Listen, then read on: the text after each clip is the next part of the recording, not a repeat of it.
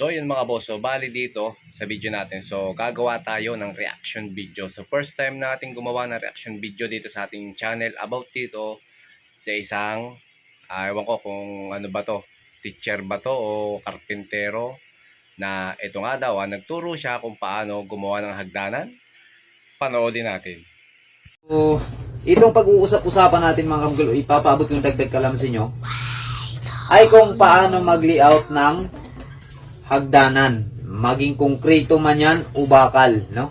Ito mga kamukil, marami tayong makikita kung paano mag-layout ng hagdanan. Pero kung titingnan natin, ang tagal, ang hirap sundan. No? Malilito tayo. So ngayon, ipapaabot ko sa inyo yung madaling paraan talaga sa pag-layout ng hagdan. Alright? Sa pag-layout ng hagdan mga kamukil, ang una kong ipapaabot sa inyo, meron tayong formulang gagamitin. Stairs layouting, no? So, paano ba mag-layout ng hagdanan? Makukuha natin yung samang sloping ng hagdanan at makukuha rin natin yung steps ng hagdanan kung ilang steps yung magagawa. So, yun yung pinaka-importante. Ang una mga kamukil, meron tayong formulang gagamitin dito. Kasi ganyan talaga yung ating bahay. Ano ba yan? Ito yung length niya yung height niya mga kamungkil, yung taas. Ito naman yung width, yung lapad, di ba? So ngayon mga kamungkil, ang una mong gagawin kapag mag-layout tayo ng hagdan, mula dito sa pinaka-flooring, susukatin mo yan ngayon papunta dito sa taas, kung saan malalagay yung hagdan mo. Okay, ayan ang sabi niya, di ba? So nakita ninyo, narinig nyo na ang pagkuha ng step, yung pag-uumpisa ay galing sa height ng slab to flooring.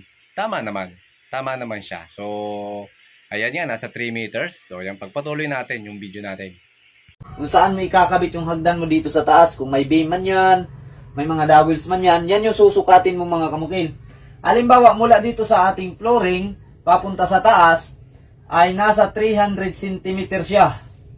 Minimum na standard ng height ng ating flooring to drop ceiling. So ayun, ang sabi niya, minimum from flooring to drop ceiling, yun daw yung babasihan ng sukat. So mali yun mga boss. So ang pinagkukuhanan ng ating sukat ay top ng slab. Tandaan nyo, top ng slab at saka yung ating floor line sa ground floor. So hindi drop ceiling. Okay, pagpatuloy ulit natin mga boss. So kung 300 cm ya, dito natin magagamit ngayon mga kamkil, ito si 20 at 25. Pumili ka lang dyan kung saan yung gagamitin mo sa kanila. Itong 20 at 25 mga kamkil, yun yung riser natin. Yung 25 cm, yun yung pinaka-maximum na taas ng ating steps. No? Tamang-tama lang po yan. So magpili ka ngayon. Ayun, so unang formula niya, narinig nyo naman, from 20 cm to 25 cm yung riser. Tama naman yung riser, pagkakasabi niya. Ang mali nga lang mga bossing, wala tayong ginagamit na 25 cm.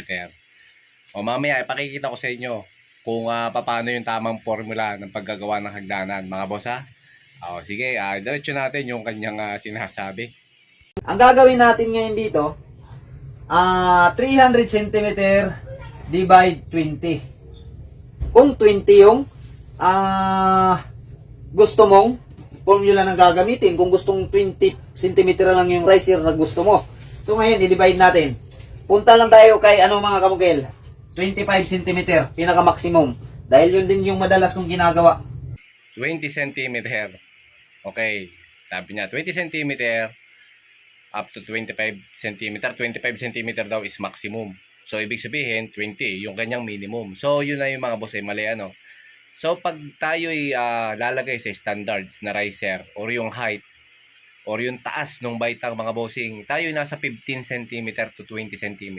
So 20 cm maximum. So yung 25 mga bossing, wala tayong mababasa sa plano niyan.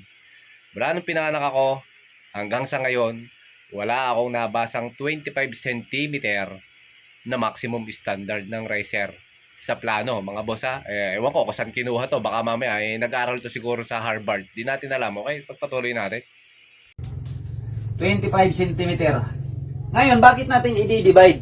Dahil dito natin malalaman mga kamungkil kung ilang steps yung magagawa natin sa hagdanan na yan. kung ilang ganyan yung magagawa natin mga kamungkil. Kaya ginagawa natin, kinukuha natin yung sukat natin sa floor finish natin papuntang drop ceiling. Tapos dinivide natin sa 25 cm para malalaman natin kung ilang steps yung magagawa natin sa hagdanan na yan. Alright? So i-divide natin mga kamungkil. Cellphone, akin yung cellphone. Yun. So, 25 cm yung pinagamit sa atin. So, tama na sana siya nung una. 20 cm, yun yung unang formulang ginagamit natin sa pagsusukat para makakita natin yung step kung ilang piraso. So, sa kanya, sa 25 cm siya dumiretso. So, yung 3 meters o 300 cm mga bossing, kapag yan ay dinivide natin sa 25, ang lalabas niyan ay 12 piraso ng step. So ngayon, pag yan ay nagbilang ka na sa oro, plata, mata, mata yan papatak. Isa pa, 25 cm yun ay napakaganit. Mataas na yun mga bossing. Ano? So, hindi natin alam kung sinong, ewan ko kung saan natin, saan niya nakakuha yung mga ganong estilo ng sukat, paggagawa ng hagdanan. So, kaya beware mga bossing ha. So, kaya ako gumagawa ng reaction video para may tama yung mga mistake or yung mga nagtuturo ng mga maling diskarte sa construction work. At para hindi na natin gayahin, kasi alam nyo mga boss, pag ginaya nyo to, tinuhulan nyo yung paggagawa nito, namana nyo, tapos dala-dala nyo na hanggang sa kayo'y tumanda, maraming makakapuna sa inyo. At saka isa pa, pag isasalin nyo yan, syempre, nakuha nyo yung diskarte nito. Ang gagawin nyo, pag marunong na kayo, isasalin nyo, ituturo nyo sa iba. Hanggang sa kumalat yung pagkakamali nung paggagawa ng hagdanan. So alam nyo mga boss, yung sinasabi niyan 20 to 25 cm, actually hindi naman yan mali. Tama naman yun. Pero yun ay ginagamit lamang natin sa mga maliliit na bahay or yung mga kulang sa space. Alam nyo kasi mga boss, ang hagdanan ay kumakain talaga ng space. So ngayon, kung gusto mong magpagawa ng up and down na bahay or magkaroon ng second floor, third floor, kinakailangan mong gumawa ng hagdanan. So ngayon, wala ka ng choice dahil hindi mo pwedeng padamihin yung step. So ang gagawin mo na lang, gagawa ka ng matataas na step. So minsan nga, sobra pa sa 25. So sa kanya naman, so wala naman mali dun sa sinabi niya. Yun nga lang mga bossing, hindi yun standard yung kanyang tinuturo. So hindi natin yun pwedeng ituro. So yun ay, yung kanyang tinuturo isa option. So kung wala na tayong magagawa, option na. Kumbaga, no choice. So pero hindi siya itinuturo sa mga standards procedure ng trabaho. Lalong-lalo na pag ikaw ay papasok ka sa mga may architect ka, may engineer ka, tapos gagawa ka ng mga malalaking bahay, mga luxury house, hindi siya pwede. So baka maaga kang ma-kick out nun mga bossing. So sige, pagpatuloy natin tong ating video na to. Queen, kaya masog cellphone ko hindi. Sige, divide daw da. 300 divide 25. Ayun, kumuha ng calculator. 300 divided by 25. Medyo nahirapan siya doon. Mahirap ka naman yun, di ba? 325, tapos di-divide mo sa 25. Pang college na yun, di ba? Kaya kuha talaga ng calculator yan. So, dito natin malalaman mga kamungkil kung ilang steps yung magagawa. Ilan? 12? Dito natin malalaman equals mga kamungkil 300 cm divide 25 cm. Mayroon tayong 12 steps na kailangang gawin. Alright? Ayun. Nadali na mga bossing. 300 divided by 25 equals 12. Nadali niya yung 12 piraso ng step natin. Ayun nga lang, mali mga bossing. Okay na sana kaso nga lang mali. So yan. Ngayon naman, ang gagawin natin, kukuha ko ng whiteboard, isusulat ko, at ituturo ko sa inyo mga bossing yung tamang pagle-layout ng hagdanan, paano natin makukuha yung mga step, at kung ano-ano ba yung ating mga dapat pang malaman. Hindi lang, kasi yan mga bossing, hindi porket marunong kang mag-divide, marunong kang maggawa ng, mag-level-level, marunong kang magsukat, ganun na lang. Hindi mga bossing. Dapat, ang isang karpentero, manggagawa, mason, or ano ka pa man, hindi ka lang dapat sa actual marunong. Kasi pag sinabing actual, yung mismong paggagawa ng hagdanan. Ano, marunong ka. Pero dapat tandaan mo, marunong ka pagdating sa mga technicalities na tinatawag. Hindi ka mabubuo kung hindi mo alam yung mga technicalities na tinatawag. Siyempre, ano ba yung mga technicalities na yun? Yan yung mga katangian ni engineer, ni architect na isinalin sa atin. Ano mga bossing, katulad ng yung mga katulad na nung standard riser, yung sukat, standard na sukat ng thread, 'di ba? Kung paano kinukuha. 'Yun yung mga sinasabi kong technicalities na kailangan nating malaman. So hindi lang basta-basta na gagawa tayo ng sarili nating sariling diskarte. So, bis sinasabi nga naman tayo mga boss, tama naman yung kasabihan ng iba na may kanya-kanya tayong diskarte. So, tama naman yun eh. Ang problema nga lang, mali yung na-discarding ginagawa natin. Ano? Alam nyo kasi mga boss, pagdating sa paggagawa ng bahay, tayo ay kukuha ng kaalaman kay engineer at saka kay architect. Dahil sila yung mas nakakaalam pagdating sa technicalities or yung mga standards, mga sukat, mga dapat nating malaman. Ano? So tayo naman bilang manggagawa, tayo naman dapat ay sa actual. So yung binigay nilang sukat sa atin, tayo naman ang gagawa kung paano natin bubuuin si ganito, si ganyan, diskarte na natin yon. Kaya naman, mas maganda kapag marunong ka sa actual, marunong ka rin sa technical. So yun yung mga boss yung ating gustong ipaabot sa inyo. So ito, tara. Yan, gagawa na tayo ng tamang formula sa pagle-layout ng hagdanan. So, para hindi na kayo nalilito. At paalala ko mga boss, wag na wag nyong gagayahin to. Dahil pag ginaya nyo yan at kayo, nagtrabaho kayo sa akin. Halimbawa, pumasok kayo, ginaya nyo yung diskarte na yan. Automatic kick out kayo mga bossing dahil mali. Mali yung kanyang diskarte. Gaya ng sabi ko, yung sinasabi niya na 20-25 cm o mas higit pa, ginagawa lang yan dun sa mga kulang sa space. Kumbaga, no choice or tinatawag nating option. At so yan, ito na, umpisahan natin yung pagkuha ng ating step, no? So, galing sa ating top ng slab, papunta sa ating floor line, meron tayong 3 meters o 300 cm. Ang unang gagawin natin mga bossing, ito, bago ko muna sabihin sa inyo, gaya ng sasabihin ko, ang ating riser, minimum, standard 15 cm to 20 cm lamang. Tandaan nyo ha, 15 to 20 cm ang ating riser. So, walang 25 cm. Wala kang mababasa niya sa plano. Ngayon, ano ba yung riser? Mga bossing. So, hindi pa nakakaalam, yan yung taas ng ating baitang. Ayan, kung ito yung hagdanan natin, ito yung riser. Yan. Yan yun.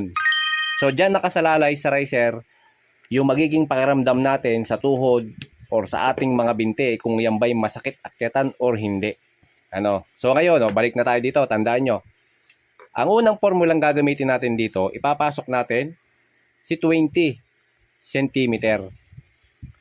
Ang gagawin natin, i-divide natin si 300. Ito yung ating standard height ng bahay, 3 meters. I-divide natin yan sa 20. So, bakit sa 20? Kasi, ito yung maximum standard ng riser. Diyan talaga muna i-divide dyan. So, ngayon, punta tayo ng calculator. So, lalabas dyan kung ilang peraso na ng step yung magagawa natin. Okay, 300. Divide natin sa 20 cm. Ilan na lumabas mga bossing? 15.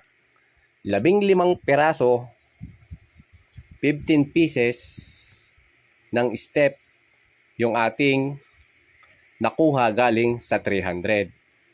Ngayon, ang next step na gagawin natin, yung 15 step na yan, ipapasok natin yung pagbibilang ng tinatawag natin na oro, plata, at simata. Ito mga bossing, palagi kong ginagamit yan. Yung iba, hindi gumagamit ng mga ganyan diskarte. Pero yung mga iba kasi hindi gumagamit nito, yung oro, plata, mata, hindi yan lihitimong gumagawa ng hagdanan. Or yan ay siguro natutong gumawa ng hagdanan sa hindi rin siguro marunong na hindi gumagamit ng oro, plata, mata. mga architects, engineer, ginagamit itong oro, plata, mata magpasa hanggang ngayon. So kaya naman napaka-importante niyan. So paano ba natin ginagamit yung oro, plata, mata? So ang paggamit niyan mga bossing ay bibilang tayo ng continuous na gamit yung oro, plata, mata paulit-ulit. So paano? Ganito. Meron na akong step na 15 piraso. So step yan ha mga bossing. Pagpasasya yung drawing natin. So bibilangin natin ha. 15. 1, 2, 3, 4, 5, 6, 7, 8, 9, 10, 11, 12, 13, 14, 15 piraso. So pag yung paggagawa tayo ng step mga bossing, isasama palagi natin yung slab. So halimbawa ito yung slab natin. No, 'di ba? May biga tayo diyan. Kasama sa bilang ito. So kinakailangan meron na tayong 20 cm na sukat diyan. Ano, kung ilan man yung ating magiging riser. So wag nyong kakalimutan na hindi isama si slab. Laging kasama sa bilang 'yan. Mapalanding man 'yan or slab, kasama 'yan. So yun ang tatandaan niyo. Ngayon naman, bibilangin na natin 'to sa oro, plata, mata. So ganito ang pagbibilang niyan mga bossing. So oro, plata, mata, ulit-uli. Oro, plata, mata. Oro, plata, mata. Oro, plata, mata. Oro, plata, mata. Ayun. Ganyan ang pagbibilang ng oro, plata, mata sa hagdanan. Continuous yan. Huwag kayong maniniwala doon kasi marami akong naririnig mga bossing. Halimbawa may hagdanan, step, may landing. Ano, bilang si oro, plata, mata dito, pagdating doon sa landing, kakat siya ng bilang. Halimbawa, oro, plata, mata, oro. Oro, plata yung pinatakan nito. Oro, plata, di ba dapat ito, mata? Yung ibang gagawin, hindi. Pag oro, plata, bibilang na ulit dito ng oro, plata, mata, hindi. Hindi ganun mga boss ang pagbibilang ng oro, plata, mata. Yan ay continuous or consistent yung ating pagbibilang. So, yun ang tatandaan nyo. Huwag kayong makikinig doon sa mga bilang na hindi natin malaman kung saan pinagkukuha yung kanilang mga nalalaman. Ano? So, yan. Kaya ito ang pakinggan nyo dahil ito ay lehitimo at ito ay talagang standard yung ating tinuturo dito. So, ngayon, gaya na sabi ko, oro, plata, mata, oro, plata, mata, oro, plata, mata. Ang problema mga bossing, pag nagbilang tayo ng oro, plata, at si mata, may iniiwasan tayo. Ano yon? Eto si mata. So yung last step natin kinakailangan hindi tumapat sa mata. So yung gagawa ng hagdanan, yung last step natin, either oro, mas maganda, or pwedeng plata. Ito lamang dalawa na to ang pwedeng pagtapusan ng bilang natin ng oro, plata, mata sa pinaka huling step or yung pinaka nasa ibabaw na yon. So bakit iniiwasan si mata? Kasi mga boss, itong si mata kasi yan ay sign of bad luck. Ano, bad luck yan. So kaya iniiwasan siya. Si oro, mata, yan ay oro means gold or luck. At si plata naman yan ay pananalapi. Ano? Or yan ay pilak kumbaga. Ayan. So ito na, balikan natin yung ating ginawa. Sa 300 cm na standard height ng isang bahay, nagkaroon tayo ng 15 pirasong step. 'Di ba? Yan yung lumabas na step 15. Ngayon ang problema, pag binilang natin siya sa oro, plata, mata, sa mata siya pumatak. 'Di ba? Yung last step ayun, sa mata. So ngayon, ibig sabihin, hindi natin pwedeng gamitin si 20 cm sa 300 meters sa 300 cm na height or 3 meters. So, bali si 20 cm, ito, wala na yan.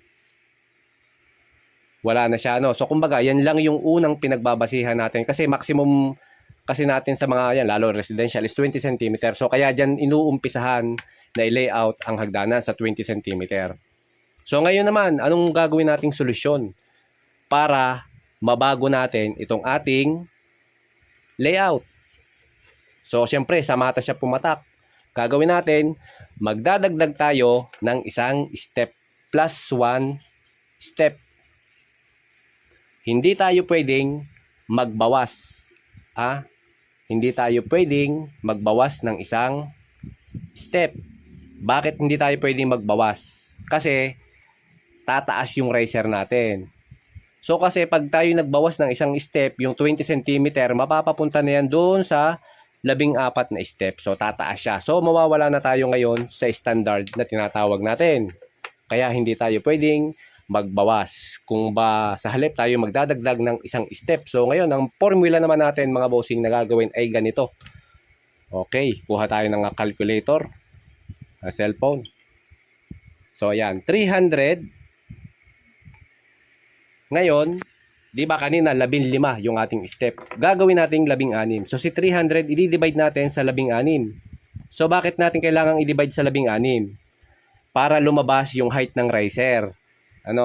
So yan, tandaan nyo mga bossing, itong formulang ginagawa natin ha. So 300 divided by 16. So bakit naman naging 16? Saan ba nanggaling si 16? Gaya sabi ko, nag plus 1 tayo ng step. At pag binilang natin yan sa oro, plata, mata, sa oro papatak, si number 16 or yung kahuli-hulihang step, sa oro yan babagsak. So kaya naman, yan na yung ating gagamitin. So ngayon naman, yung iba, minsan pumapatak yan na 17.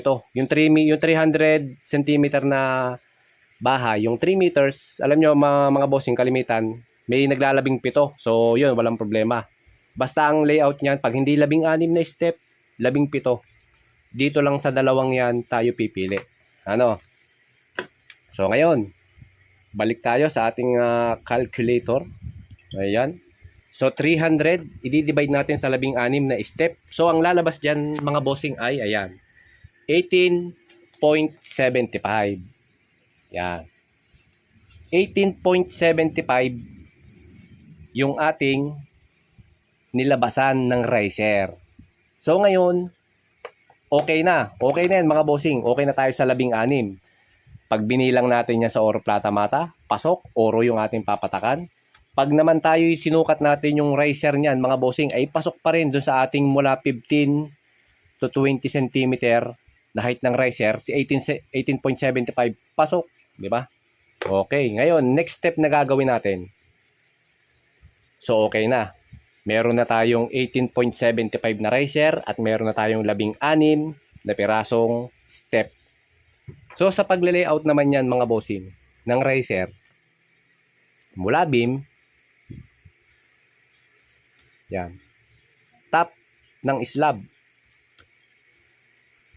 dito tayo kukuha ng sukat sa pinakaibabaw. Kung 18.75 yan, kinakailangan mula dyan sa top ng slab, susukat na tayo ng 18.75. Yan. Hanggang makatapos tayo hanggang sa baba. So, kinakailangan mga bossing, yung ating mga riser, yung riser na natin na yan, ito, mula dun sa beam na yan, hanggang makarating tayo dito sa baba, kinakailangan 18.75 ang maging height niyan, pare-pareho, equal. So hindi pwedeng mangyari na kukuha tayo ng 18.75 dito, tapos pagdating dun sa baba maliit na yung step natin, mababa na yung riser. Hindi pwede yon, mali yon. Yung iba naman ang ginagawa dito sa beam pa lang, napapansin ko lagi kasi ako, ang dami ko nang na-repair mga bossing na hagdanan, dito mababa, 4 inches lang yung ginagawa nilang, dinadrop nila dito, tapos doon sila nag-uumpisa ng 18.75, which is mali din mga bossing. So kinakailangan doon pa lang sa top ng slab natin, susukat na kayo ng 18.75 hanggang makarating kayo sa pagla-layout sa pinakababa. Kinakailangan equal lahat ng ating riser. Hindi pwedeng may maliit dyan, hindi pwedeng may malaki. Mga bossing, ganon ang pag-layout ng ating riser. So, napakasimple lang ng ating formula. Ulitin natin mga boss ha. Anong gagawin natin? Sa 3 meters o 300 cm na height. Gagawin natin una, syempre, i-divide muna natin sa 20 yan. Divide sa 20. Ang magiging total, aabangan natin. Or pag may lumabas na total na ganyan, ipapasok nyo ngayon, next step, Lagyan natin na first step. Height ng ating floor, ground floor, floor line to slab, sukatin, i-divide muna sa 20, kunin ang total.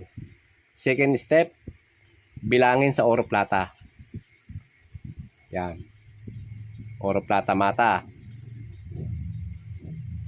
Number 3, pag hindi namubra, syempre, ang gagawin natin nga, magagawa tayo ng +1 step.